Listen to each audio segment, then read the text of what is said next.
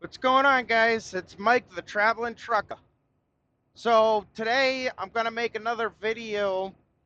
I mentioned in the previous video that we would talk about if you wanted to get your CDL, what are the steps and what are the requirements? Is it easy or is it hard? Today we're going to go over that, and I'll try to make the video as short as I possibly can with as much information as possible. Before I start, we are currently in Fort Hancock, Texas, headed towards El Paso, Texas. We're actually only about 39 miles away from the delivery. Also, remember, just like most of my other videos, this is a 360 video. That means you can move the camera left, right, up, down, whatever you want. You can look out the windshield, the passenger's window, the driver's window. This way, you get something a little bit entertaining to check out while we talk about it. And yeah, let's jump into it. So I want to say thank you so much again for all the likes.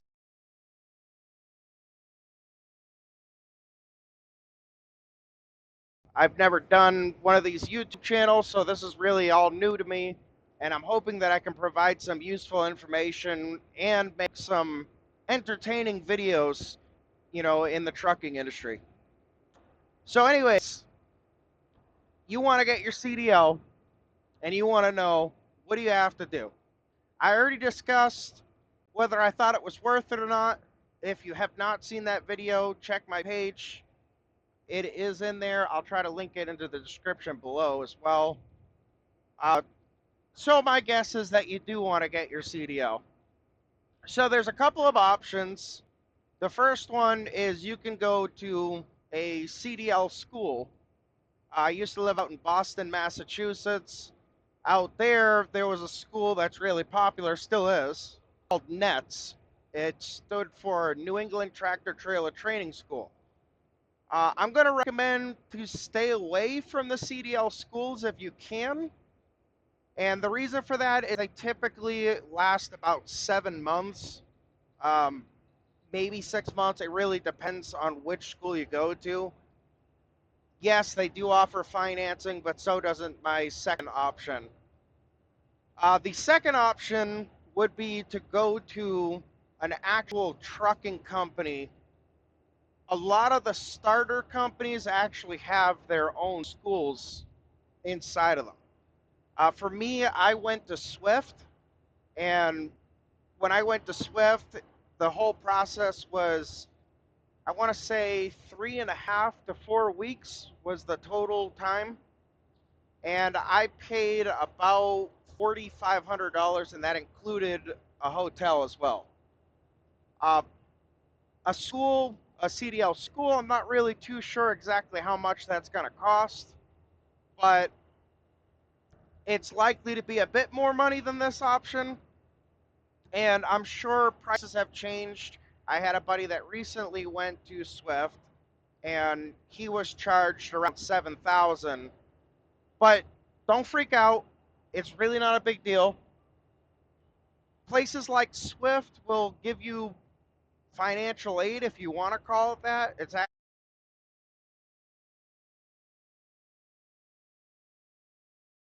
It's not going to matter because they're going to put you into the school, give you that loan, and then they're going to make an offer with you. And that offer is usually on the lines of, hey, if you work for me for 1 to 2 years, I will make sure you don't pay anything for the school and we'll make it free. The other option is you can make monthly payments on that student loan bill, which is what I did. Okay. It doesn't matter what your credit is. You don't need a down payment. There is nothing that you need to get into it today. All you got to do is call a trucking company like Swift and get started with them. Just tell them, hey, look, I'm new. I want to get my CDL. Let's sign up. All right. You can do the same thing as well with the CDL schools, of course, too. But I believe that's actual financial aid. It is a government backed loan. But that choice is yours. But before I get into too much detail, I want to talk about the requirements. Now, I'm going to try and split it up between CDL school and trucking company school. Remember, for me, I did Swift, which is a trucking company school. So with Swift, you have to have your CDLA permit in hand before you sign up. That's pretty easy to get. I can go over that later, but you have to have the CDLA permit. You will have to take a drug and alcohol test. So if you're somebody who smokes weed, you got to stop. This isn't the industry for that. I'm telling you right now, you get caught and you fail an alcohol or a drug test, you may very well lose your CDL. Not your job, your CDL. And you won't be doing it again. You might get lucky and be able to go to some kind of rehab program that's offered by the FMCSA, but that's not something you want to do. So you need to be not doing drugs, not being an alcoholic, whatever you want to call it, in order to get in. The next thing Swift is going to require, or any other trucking company, they're going to require that you have some kind of employment history. When I say that, I mean you actually have to have had a job recently.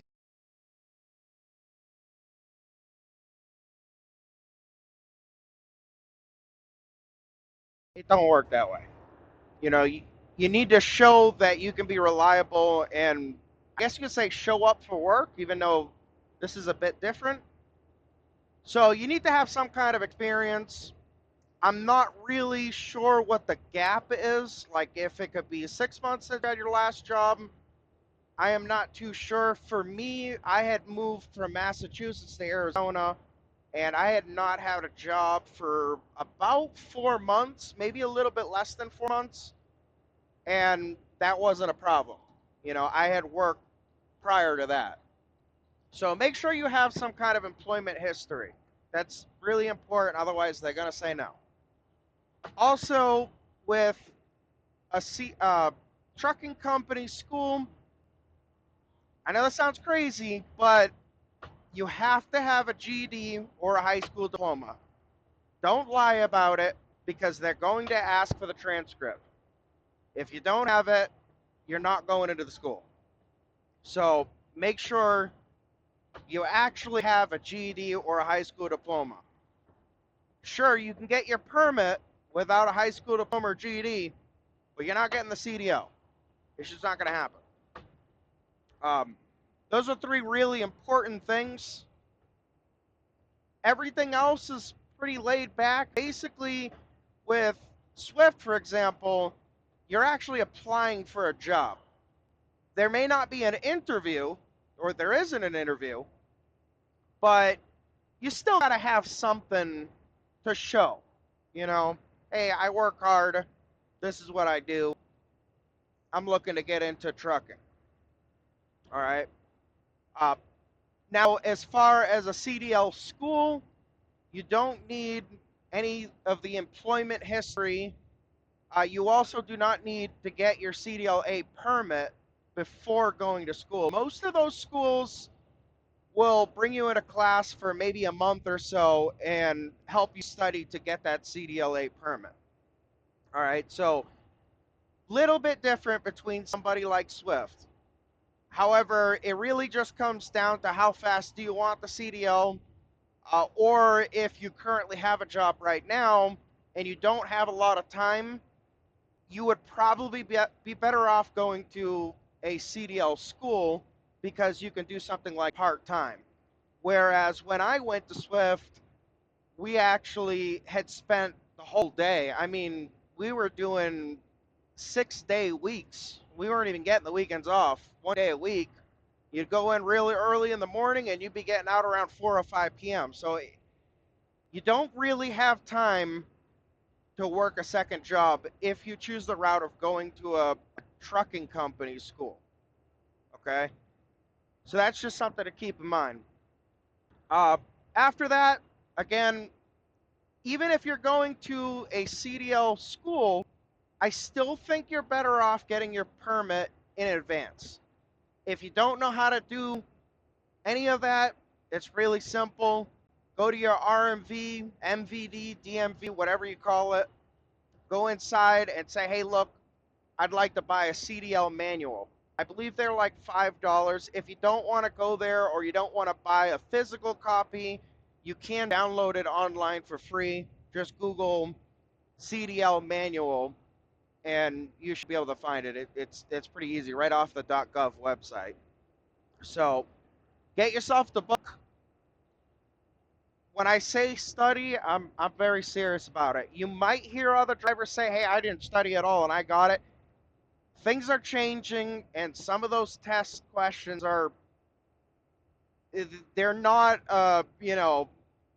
oh, common sense kind of questions, no problem, I'm going to get through them. No, they're not like that. Maybe some of them are, but most of them are not. So it really is a good idea to actually study the book. It's not a big book, just put some effort into it. I would say this is probably one of the hardest parts as far as getting your CDL goes. But don't worry about it, it's really not a big deal. Once you do that, there are some apps, and you can search whether you have an iPhone or an Android, search up CDL Prep. There are a few of them there that basically, they actually have the same questions that you would find on the real test, which is extremely helpful. So I would recommend getting those and test yourself. Do it a bunch of times. After you study, do a bunch of those tests. And even if you fail, it'll give you the answer. Keep doing the test over and over and over and over again until you can get that score up high.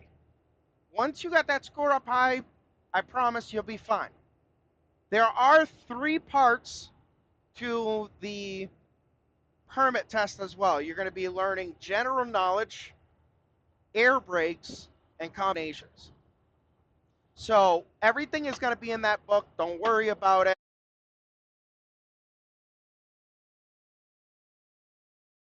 Combinations, but you fail air brakes, you can come back the next day and do just the air brakes test. If you pass that air brakes test, the 2 other tests are recognized still, so you get your permit. All right, so it's really not that big of a deal. All right. So, anyways, you got your permit, you go into school, you might wonder, what exactly am I going to be doing? All right. Uh, it's pretty easy stuff, really, and you'll have fun. I don't know exactly what happens when you go to CDL school, but I will tell you they're going to teach you a lot of unnecessary things that you're going to learn out on the road. And there's some truck drivers that might be watching this video and being like, "Hey man, fuck you. That's screwed up." I went to school and I think everybody should go to a CDL school. Honestly, look, it really doesn't matter. You are going to learn a lot more on the road than you are going to in a school. All right? This is a hands-on job. Okay? You only need the basic information. You need to understand how to shift and judge a vehicle, backing up, things like that. Everything else you're going to learn a lot more than what a school is going to teach you, okay? So, you know, either way, whichever route you decide to go, that's your choice, but I really don't think CDL school is necessary. So, anyways, I went the Swift. Now again, it's 4 weeks for me. Right now, from my understanding, it's either 5 or 6 weeks total. That's not a long time. A month and a half tops. All right. If you are worried about where am I going to stay when I'm over there, they will usually get you a hotel. You may have to pay for that hotel on your loan, but they will help you out. Same thing with transportation. If you can't get down there, then, they'll help you get a ride or a flight, something like that. For me,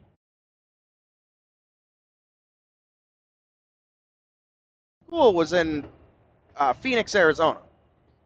So if you're not in Arizona, maybe that's not the best option, but if you're okay with